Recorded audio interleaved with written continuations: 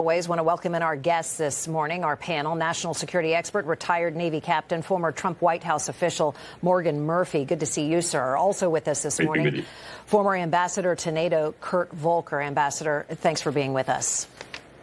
Pleasure. So as we speak, the leaders of the G7, they're sitting, they're dining, they're talking, Ukraine taking center stage, MOU hovering all around the meeting as well. But let's talk Ukraine.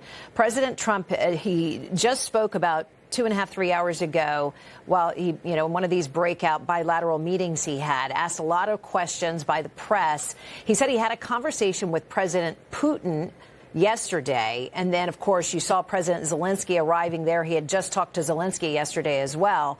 Zelensky, of course, has been invited by Emmanuel Macron. Let's listen to the president on this. I spoke with President Putin on Sunday. It's sort of the same thing. I mean, they just keep going, fighting, losing soldiers. They lose so many soldiers. This is not since World War II has anything like this happened. I settled 8 wars. This was the one I thought was going to be the easiest settled.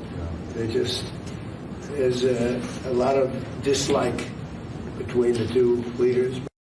Ambassador, we have heard this before from the president, extreme frustration when it comes to this war. It is a positive sign, though, that the two men continue reaching out to the president, is it not?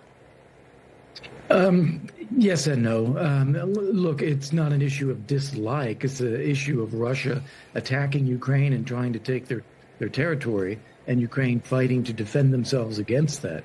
And by continuously framing it as, oh, it's two sides, they want to keep fighting, we're prolonging the war. We're missing the point. We need to be putting pressure on Putin so that he stops the war, and then there will be peace.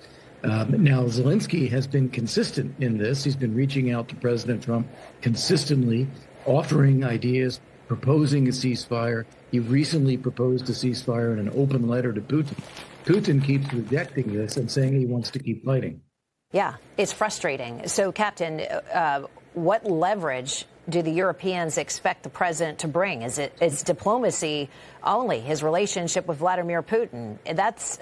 We've been here before. It's rinse and repeat in terms of this conversation. What else can the president do that he hasn't already tried to apply?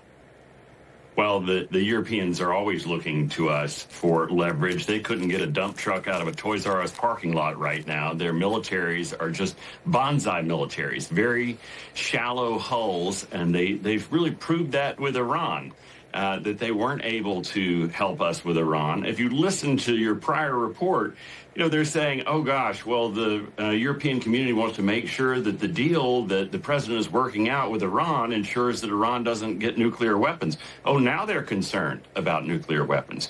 But they didn't have any ability to project power to help us in that cause. And they've shown that same weakness towards Putin, which has really, quite frankly, invited this aggression. Yeah, and as the G7 leaders, they descend on this beautiful backdrop here. You see rockets and missiles flying between the two, Ukraine and Russia going back and forth. Just this morning, Ukraine took out an oil refinery, and Volodymyr Zelensky actually posted the video of the attack on his X account. All of this was a response to the drone and missile attack that Russia had conducted just yesterday, killed 7 people, demolished a cathedral. Is there an off-ramp here, Ambassador? Is there any work to be done on this relationship as you see Volodymyr Zelensky there walking the grounds of the G7? Yes. No, I do think that we are at a better place right now for getting a possible ceasefire than we have been since President Trump took office. We see now that Russia is incapable of advancing on the front lines and, in fact, is losing some ground. Russia is able to dominate the front line with drones and counter-drones. The overnight bombing raids that Russia does on Ukrainian cities don't have any strategic impact. They burn things like that cathedral that they bombed, but they're not having a strategic impact in the war. And Putin is unable to replace the forces that he's losing on the battlefield, and his finances are in deep trouble, partly because of these Ukrainian strikes on the oil infrastructure. So I think Putin is feeling a lot more pressure now than he has at any point in the past. Yeah. And I do think that if we keep that pressure on, we can get to a ceasefire. Gentlemen, I want to just walk with me through this moment. I don't want to lose our panel. If you'll stay with me, gentlemen, as we see the leaders of the G7, they're assembling for this meeting here. And, of course, there's many who've been invited to this meeting. Of course, Emmanuel Macron is the host. Prime Minister Mark Carney, who's had a difficult relationship with the president at best. Our president there, of course, the Chancellor, German Chancellor's in attendance. Prime Minister Giorgia Meloni from Italy also has had some harsh words, has a great relationship with our president, but has had some harsh words with him and has not been supportive of our efforts in Iran. The Japanese Prime Minister, who's desperate to get the Strait open, they are really reeling from the lack of the flow of oil. And then Ursula von der Leyen, who's had a great relationship with the president as well. They cut incredible deals. Not to leave off the Council President, the European Council President. So you see all these people assembling, gentlemen. And, Captain, you're right. I mean, France, Italy, Spain, they didn't let us land our planes as we're trying to take out the #1 sponsor of terror in the world. And here they are shaking hands. I've just been to be a fly on the wall at some of these dinners and meetings, past the smiles and the handshakes. Your take? Well, and look at who the president brought. He brought the most senior delegation we've seen in years. So, of course, Marco Rubio, our Secretary of State, is there. Scott Bessent, the Secretary of the Treasury, is there. Susie Wiles is there. He has brought a very senior American delegation, the longest in a decade or more. And isn't it wonderful to see an American president in command at one of these meetings instead of wandering off in the bushes? The president really knows, and everyone really respects, I think, American leadership here. Yeah, Ambassador, it was an interesting question as we see the leaders move back inside after this photo op in front of the press. We did not hear press questions going out, nor were they taking them, so we didn't dip in to listen to the audio. Do we want to listen in? I don't believe we have any audio from the ground there. All right. Looks like the leaders are heading back in to continue discussions. But, Ambassador, I am curious. The president was asked yesterday. He was in a bilateral with Emmanuel Macron, who, again, did not support our efforts in Iran initially. Now there's talk that maybe France and the UK may send some boats in there to help us out with, removing the mines or securing the region now. But the president was asked very specifically, do you expect to get help from France now to clear the mines? That was exactly the question. The president said it was very subtle, but I'm curious of your take on this from a diplomatic standpoint. He said we don't need their help. The truth is, but helping out with a ship or two might be nice. What was he trying to? What message was he delivering there? Right. Well, President Trump is always trying to say, we don't need anybody's help. We're the strongest country on earth. We can do everything. And then he's also blaming and complaining about European leaders not helping. And so he does this simultaneously. The reality here is that when this war started, they were flat-footed. They did not know we were going to launch a war. We didn't ask them for anything. And then the president complains that they didn't help.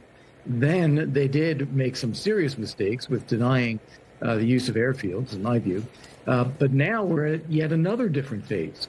We have this memorandum of understanding with Iran. This war is coming to a close, it seems. There should be an ongoing security operation to make sure that there's no more threats against shipping in the Persian Gulf. And European allies can and should help with that.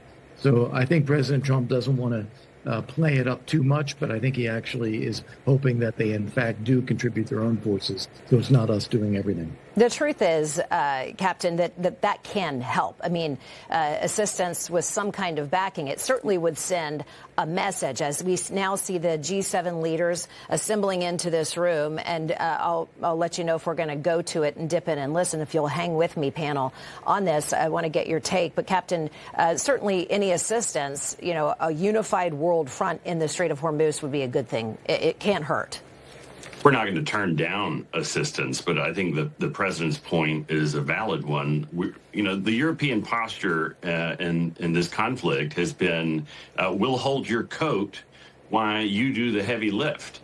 while you get into the bar fight, we'll keep your coat dry. And that just is not a reliable partner. And I think the president is right to call into question. Every American president for the past 40 years has complained about our European partners not pulling their fair share of our mutual shared defense obligations. And the president he speaks bluntly, and I think it is resonating, and you're seeing their defense spending going up as a result of it. Yeah, Ambassador, talk to me about these side conversations that are likely happening. You've been in these, on the coffee breaks on meetings like this one. What is the message that the president is sharing with his European so-called allies? Yeah, well, I think he's trying to convey to them that, first off, he doesn't want this summit to blow up into a diplomatic mess. He's trying to make it nice, and I think they are as well. So you're not going to see a lot of public disagreement this time. I don't think so. We have a NATO summit a couple weeks out. They also want that summit to go reasonably well. It's going to be held in Turkey, and I think Trump wants to maintain a good relationship with Erdogan. And then on the substantive things, we've touched on so many of these. There is European help on Iran, which, as we point out, is not necessary, but it does send a strong political signal. There is more American support for ending Putin's war against Ukraine, where we've been out of it for a year, but we can get back in and we can help do that. There is making sure everyone's on side on this deal. And they'll be talking about tariffs on the side of all this, too, because the European allies really do not like the tariffs, and Canadians especially do not like the tariffs that we've put in place. So this is all going to be part of the side discussions. Fascinating. And my thanks to both of you walking us through those live images and offering up your analysis. Former ambassador to NATO, Kurt Volker, and retired Navy captain, former Trump White House official Morgan Murphy. Gentlemen, great to have you on. Thanks, Shannon. Thank you. Thanks for your time.